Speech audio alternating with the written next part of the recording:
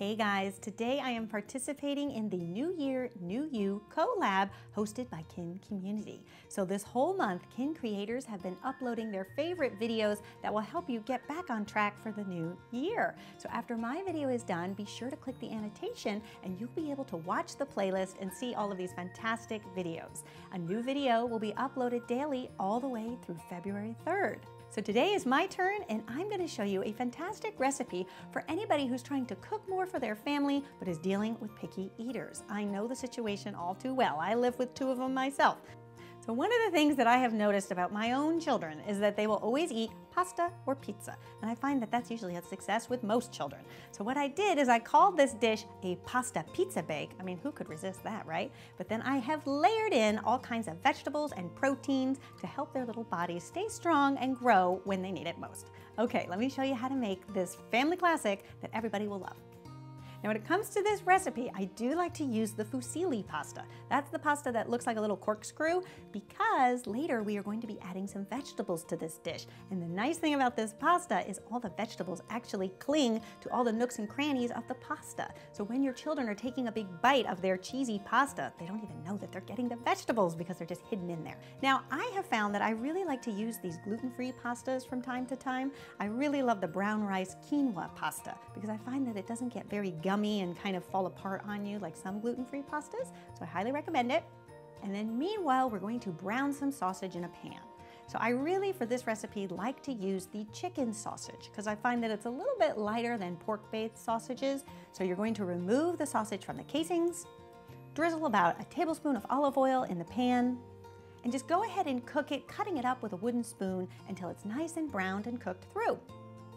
And meanwhile, you also want to add about a tablespoon of Italian seasoning. Now, if you can find the Italian chicken sausage, all the better, but I always find that it does usually take a little bit more seasoning just to bring out the best flavor. Once the sausage is cooked through, we are just going to transfer it to a plate lined with paper towel and allow it to drain. And then meanwhile, we're going to take out a large stock pot, and we're going to add another tablespoon of oil in the bottom of this pan. And this is where all the veggies come in. And we're gonna saute up half a cup of white onion, 1 carrot, and 1 celery stalk. Go ahead and just saute that all up until the vegetables are nice and tender. This should take anywhere from 5 to 8 minutes. And at that point, you can add the tomato sauce. So this is just the tomato sauce that you can get in a can. Sometimes it's also known as tomato puree. You don't want any seasonings or anything in the sauce, just plain tomato sauce will do the trick. And then we're also going to add 1 minced garlic clove, a teaspoon of salt, and some freshly cracked pepper.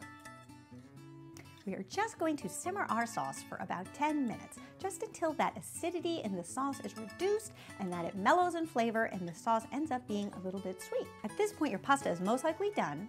You can go ahead and drain it, add it to your sauce pot, throw back in the sausage, and give the whole thing a big, generous stir.